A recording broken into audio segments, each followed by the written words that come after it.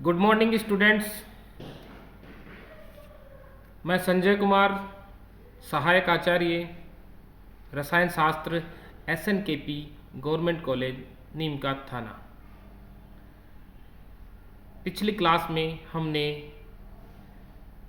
Thermodynamics second में entropy की बात की थी। एंट्रोपी क्या होती है? किसी तंत्र की अव्यवस्था की माप को एंट्रोपी कहते हैं। फिर आगे हमने एंट्रोपी चेंज, जो भौतिक प्रक्रम होते हैं, ठोस का द्रव में परिवर्तन, द्रव का गैस में, एक क्रिस्टलीय रूप का दूसरे क्रिस्टलीय रूप में, उसमें जो एंट्रोपी परिवर्तन हुआ था उसके बारे में चर्चा की थी। आज हम एंट्रोपी को ताप आयतन फलन व ताप दाब फलन के रूप में स्टडी करेंगे। एंट्रोपी एक अवस्था फलन है और इसका मान किसी भी शुद्ध पदार्थ के लिए 3 ऊष्मागतिकी चरांकों दाब आयतन ताप में से 2 वेरिएबल्स द्वारा निर्धारित किया जा सकता है।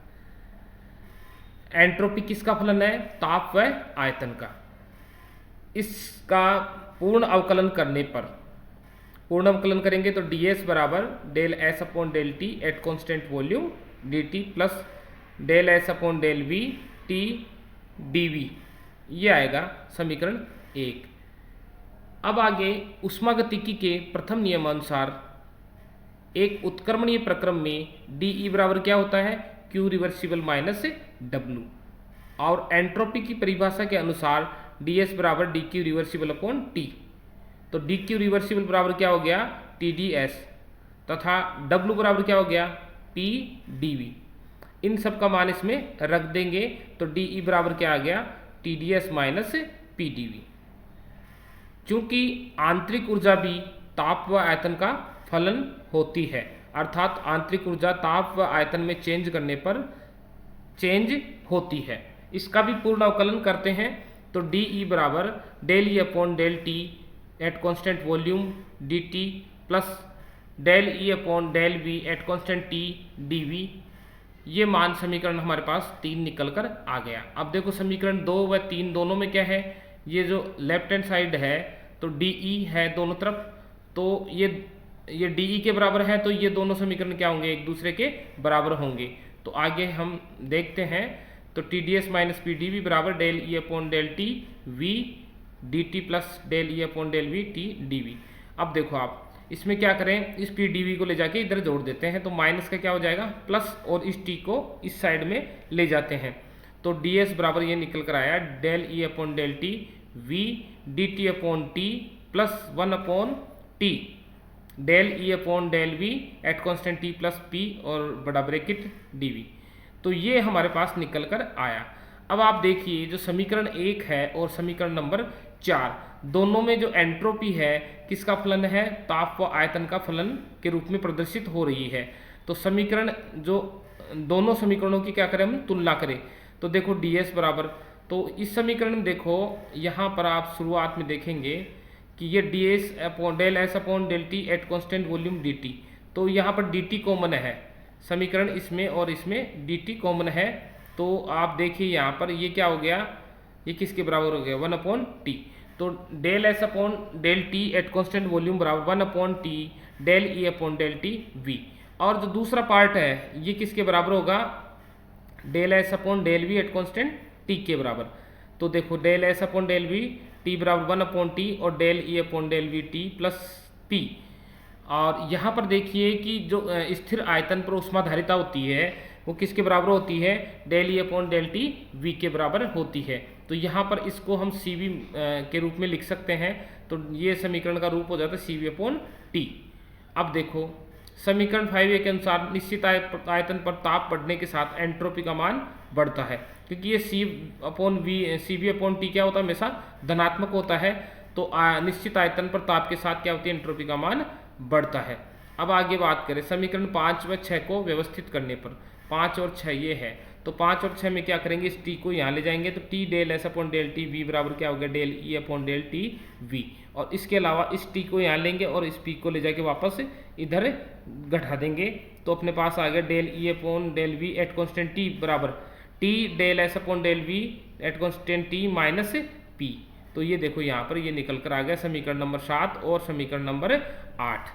जो समीकरण 7 का जो अवकलन है क्या करें, स्थिर ताप पर आयतन के संदर्भ में करने पर, तो ये मान इसका इस वाला समीकरण का with respect to volume at constant temperature differentiation करने पर del square E upon del T del V बराबर T del square S upon del T into del V. तो ये मान निकल कर आया समीकरण नंबर 9 के रूप में। और जो समीकरण 8 है उसका ताप के संदर्भ में स्थिर आयतन पर अवकलन करने पर हम इस अंदर वाले को कांस्टेंट लेना है और बाहर वाले का जो कांस्टेंट है इसके रेस्पेक्ट में करना है। तो वो ही निकल कर आ गया हमारे पास del square E upon del V del T बराबर T del square S upon del T del V plus del S upon del V T minus क्या था, पी था ना, तो del P upon del T at constant volume. अब देखो हमारे पास कौन सा समीकरण आ गया, 10।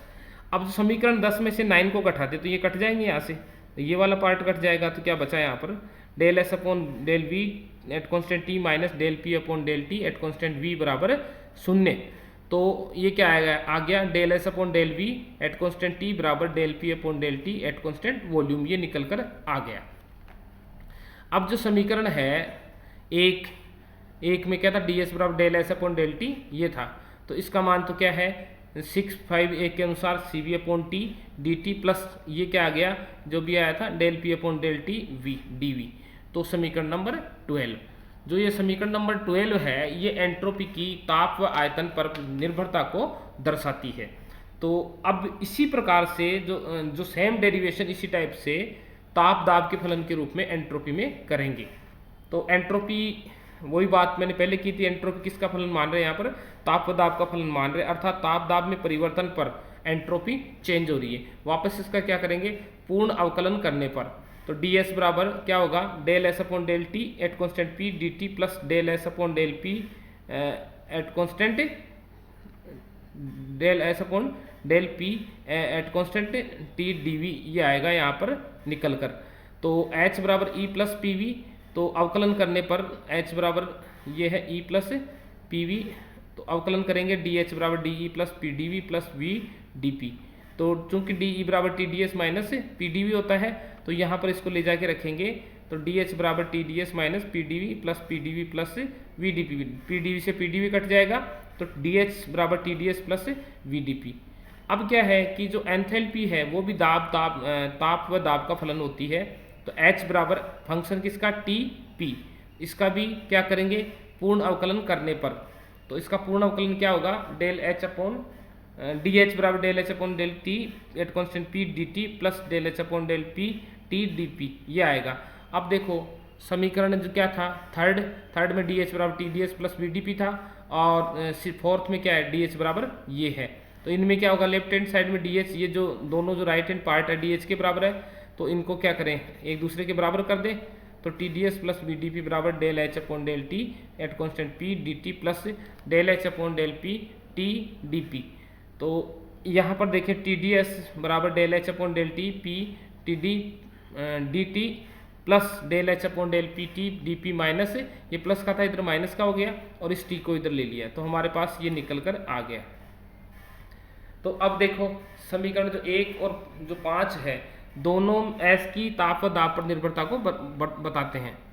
दोनों समीकरणों की तुलना करने पर वही पहले जैसे हमने तुलना की थी, del S upon del T P बराबर क्या आ गया 1 upon T del H upon del T P, या इसको लिख देंगे सी पी के फॉर्म में, इसको क्या मान लिया, स्थिर दाब पर हीट कैपेसिटी बराबर होता है del H upon del T at constant P, तो del S upon del T P बराबर हो गया सी पी अपॉन टी। तो हमारे पास और दूसरा पार्ट किसके बराबर हो गया, del S upon del P T बराबर क्या है, ये किसके बराबर हो गया 1 upon T del H upon del P T minus V, इसके बराबर हो गया समीकरण नंबर 7। अब क्या करें, वही बात 6 और 7 को व्यवस्थित करने पर, तो वही व्यवस्थित करेंगे तो क्या निकल कर आएगा, del H upon del T P बराबर T del S upon del T P, ये निकल कर आएगा समीकरण नंबर 7, 8, और ये del H upon del P T बराबर T del S upon del P T plus V, समीकरण नंबर 9। तो समीकरण 7 का स्थिर ताप पर पी के संदर्भ में अवकलन करने पर क्या करेंगे, स्थिर ताप पर दाब के संदर्भ में, तो del square H upon del T P, और ये निकल कर इसका मान आएगा ये सारा। अब क्या करें, समीकरण जो 9 है उसका स्थिर दाब पर ताप के रेस्पेक्ट में अवकलन करने पर, तो del square H upon del T del P बराबर T del square S upon del T P, ये निकल कर हमारे पास ये आ जाता है समीकरण नंबर 10। और समीकरण 9 का स्थिर दाब पर टी के संदर्भ में, तो ये निकल कर इसमें ये मान आ गया ये वाला। अब क्या करें, समीकरण 11 में से 10 को घटाने पर, 10 घटाएंगे तो क्या हो जाएगा, ये से यहाँ से ये कट जाएगा, ये कैंसिल, और क्या बचा हमारे पास, del S upon del P T plus del V upon del T P बराबर 0, del S upon del P T बराबर minus del V upon del T P, तो ये निकल कर हमारे पास आया। अब समीकरण 1, 5, 6A और 12 के द्वारा इनका मान इसमें रखेंगे, तो डी एस बराबर C P upon T D T minus del V upon del T P D P, ये निकल कर हमारे पास आएगा। तो जो समीकरण 13 है वो एंट्रोपी की ताप व दाब पर निर्भरता को बताता है। तो आप इसमें एक जगह थोड़ा सा मिस्टेक है शुरू में, तो आप इसको करेक्शन कर लेंगे। यहाँ पर जो था इसका अवकलन करते हैं, डी एस बराबर del S upon del T P D T plus del S upon del P आएगा, तो ये लिखने में थोड़ा सा मिस्टेक हो गया, तो P del S upon del P T और ये आएगा डी पी, तो ये वाला थोड़ा सा आप इसको चेंज कर लेंगे। और इस प्रकार से आज हमने एंट्रोपी की ताप आयतन और ताप दाब फलन के रूप में स्टडी की है। Thank you.